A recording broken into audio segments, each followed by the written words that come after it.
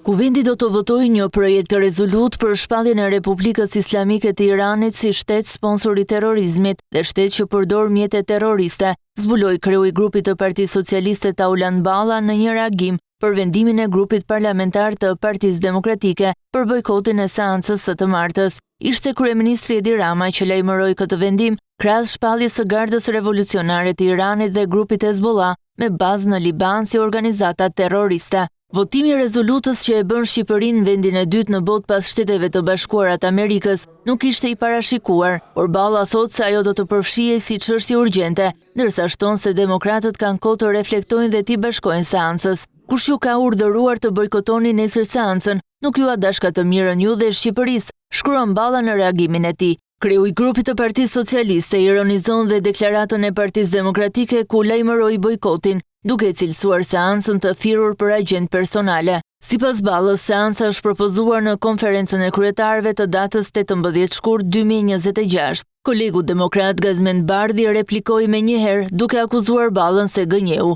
Bardhi thotë se në rendin e ditës pa rendite, siç e quan ai, që ka njoftuar kryetari i kuvendit, nuk është përfshirë miratimi ndonjë rezolute. Kreu i grupit të Partisë Demokratike thotë se seanca është planifikuar të zhvillohet të njëjtën më 19 mars 2026, ndaj ngulmon se mbledhja është thirrur në kundërshtim me rregulloren e kuvendit. Grupi parlamentar i Partisë Demokratike zyrtarizoi qëndrimin për bojkotin e seancës së të martës, pas një mbledhjeje të zhvilluar në drejtimin e kryedemokratit Sali Berisha.